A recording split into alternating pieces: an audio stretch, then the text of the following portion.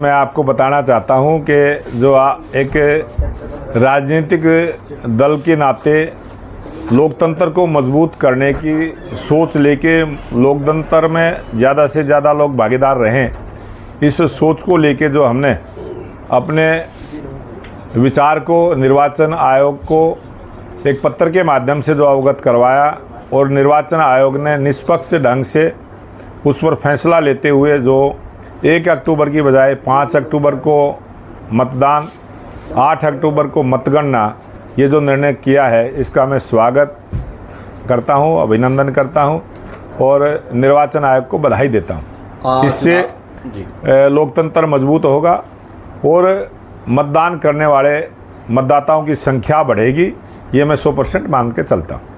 Sir, जिस प्रकार से विधायक भारत भूषण कांग्रेस का है तो वही चुनाव आयोग की कार्यशैली पर सवाल खड़े कर रहे हैं, इसको लेकर कैसे देखते हैं? चुनाव आयोग निष्पक्ष रहता है? चुनाव आयोग हमेशा हमारे देश के अंदर जितनी भी कानूनी सिस्टम है वो निष्पक्ष ढंग से सभी हमारी आयोग, सभी हमारी जांच एजेंसियां वो निष्पक्ष ढंग से काम करती हैं।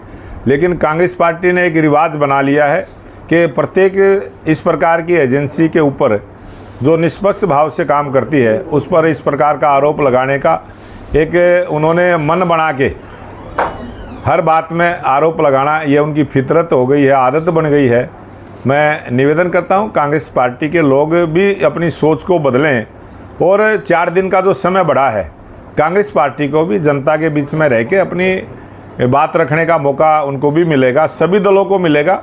कोई अकेले भारतीय जनता पार्टी को इसका वोट मांगने का मौका नहीं मिलेगा कि भारतीय जनता पार्टी की वोट 5 को डलेंगे और कांग्रेस की वोट 1 तारीख को डलेंगे, इस प्रकार का ये फैसला नहीं है। अलग अलग दिनों को लेकर आपने तर्क दिया था, खासतौर पर बिश्नोई समाज को जोड़कर भी बात हुई थी क्योंकि लोग जो छुट्टियां पर जा सकते थे, इसको पूरे कैसे देखते हैं कि एक लंबी छुट्टियां होने की वजह से ये प्रभाव पड़ता? 29 और 30 को शनिवार इतवार छुट्टी का दिन रहता है, 31 तारीख को सोमवार, 1 तारीख को मतदान, 2 अक्टूबर की नेशनल हॉलीडे।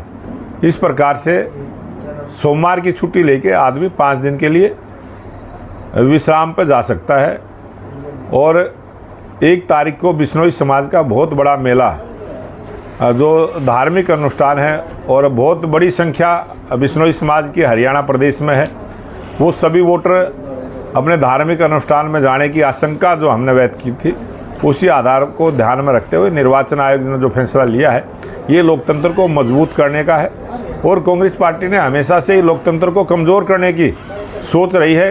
कांग्रेस पार्टी ने लोकतंत्र को ख़त्म करके देश में इमरजेंसी तक लगाने का काम किया है। कांग्रेस पार्टी हमेशा से ही लोकतंत्र में विश्वास ना रखने की मंशा लेके काम करते हैं। और भारतीय जनता पार्टी की जब से सरकार बनी देश में मत प्रतिशत बढ़ा है, ज़्यादा लोग मतदान में भाग लें, इस प्रकार की सोच लेके हमने पत्र लिखा है। अच्छा सर, आखिरी सवाल है, लोकसभा जिस प्रकार लोकसभा के परिणाम आए उसके बाद विधानसभा चुनाव है, विधानसभा चुनाव में बीजेपी की क्या स्थिति रहने वाली, किस प्रकार से तैयारी में जुटी है?